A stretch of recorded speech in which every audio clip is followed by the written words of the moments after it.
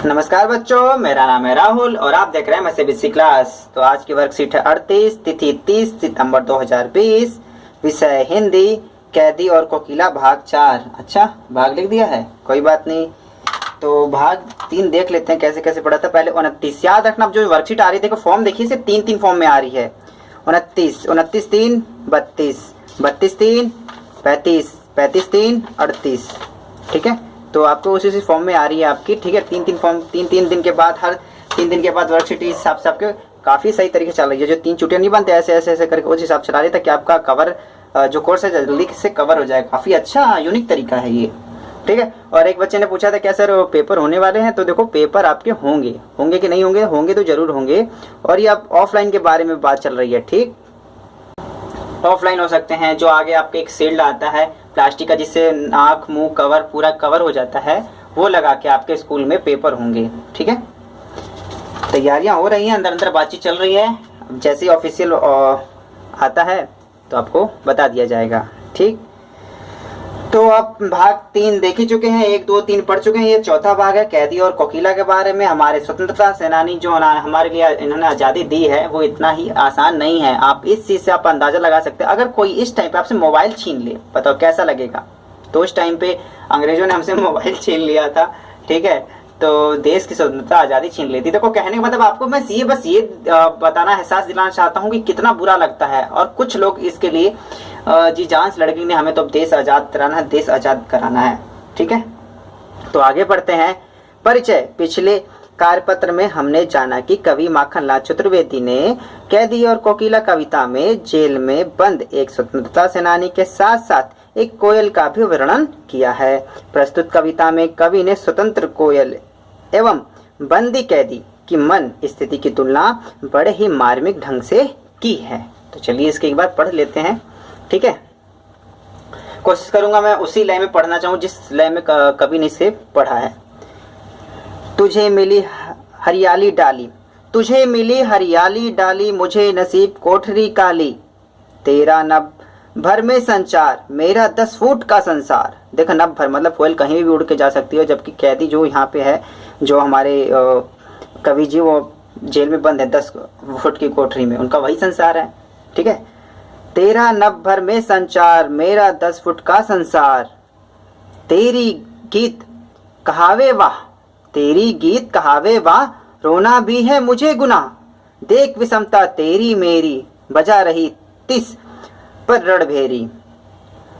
इस हुंकृति पर अपनी कृति से और क्यों क्या कर दूं, कोकिल बोलो तो मौन के व्रत पर, प्राणों का आसव किसमें भर दूं, कोकिल बोलो तो।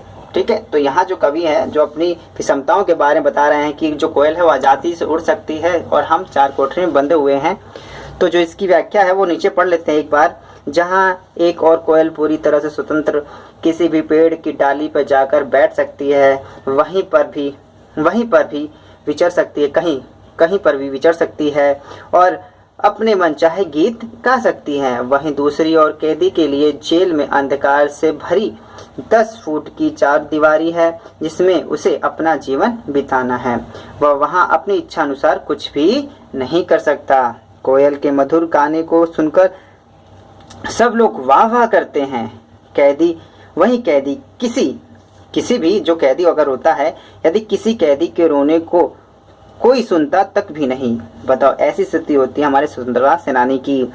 इस प्रकार कैदी और कोयल की परिस्थिति में जमीन आसमान का फर्क है, मगर फिर भी कोयल युद्ध का संगीत क्यों बजा रही है। कैदी कोयल से जानना चाहता है कि आखिर कोयल के इस तरह रहस्यमय ढंग से गाने का क्या मतलब बनता है। ठीक है, तो इस प्रस्तुत कविता में और भी कुछ आगे बताया गया है।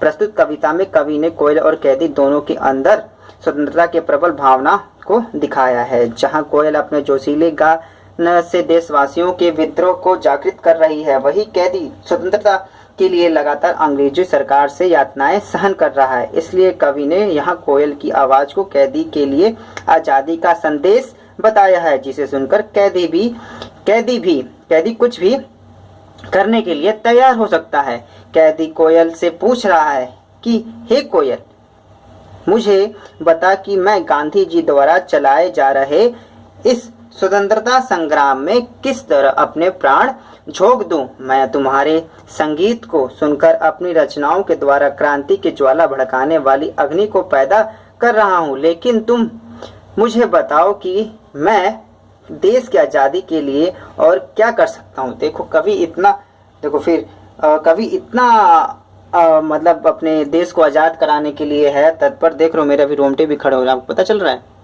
ठीक है।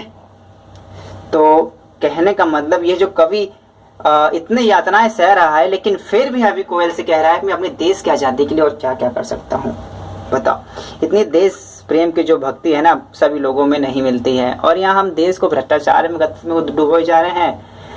हर एक व्यक्ति को अपने कर्तव्य का भी पालन करना चाहिए। देश का सम्मान के साथ साथ देश की सुरक्षा और देश में हो रहे भ्रष्टाचार को रोकने का हर एक व्यक्ति का कर्तव्य। कोई सरकार का काम नहीं है ये सरकार आएगी रोक लेगी, सारी सरकार आएंगे, भ्रष्टाचार सरकार आएंगी और चली जाएंगी, लेकिन व्यक्ति देश का नागरिक उसे अच्छी तरीके से रोक सकता है, ठीक है। तो चलिए हम आगे पढ़ते हैं।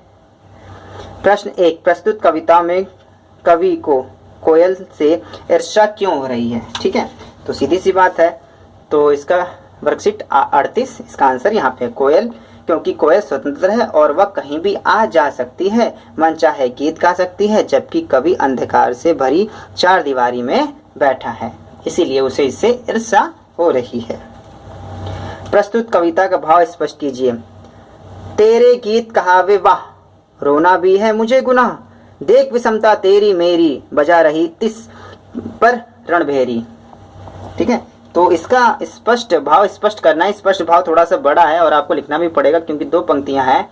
इस पंक्ति के माध्यम से कवि कह रहे हैं कि कोयल के मधुर गाने को सुनकर सब लोग उनकी वाह वाह करते हैं, जबकि अगर कोई कैदी रोता है तो उसको कोई सुनने वाला तक नहीं होता। कैदी और कोयल की परिस्थिति में जमीन आसमान का फर्क है। कोयल युद्ध के गीत क्यों बजा रही है, कोयल इस तरह के गाने क्यों गा रही है, ठीक है। ये इसका संदर्भ में था, ठीक है। व्याख्या करनी थी इसकी, स्पष्ट करना था भाव, आपका हो गया।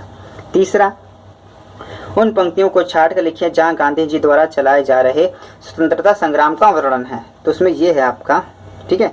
मोहन के व्रत पर प्राणों का आसव किसमें भर दूं, ठीक है। मोहन गांधी जी को मोहन भी कहते थे, मोहन करमचंद गांधी उनका पूरा नाम था, तो लोग उसे मोहन के नाम से भी जानते थे। गांधी जी को मोहन के नाम से भी जाना जाता है।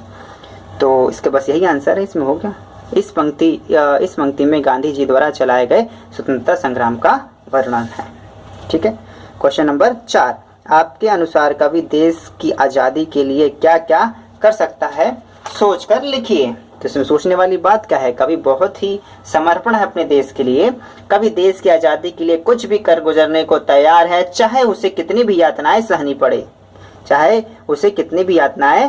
पड़े, या जेल जाना पड़े, यहाँ तक कि कवि अपने प्राणों तक को निछावर करने को तैयार है। निछावर भाई साहब, देश की आज़ादी के लिए प्राण निछावर करने तक के लिए कवि तैयार है।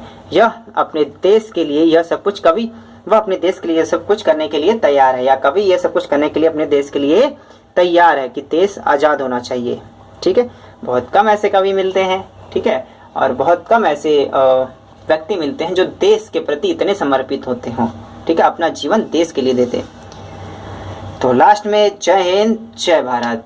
तो आपको ये वीडियो कैसे लगी मुझे कमेंट सेक्शन में बता सकते हैं। आज की वीडियो देखने के लिए धन्यवाद। जय हिंद जय भारत।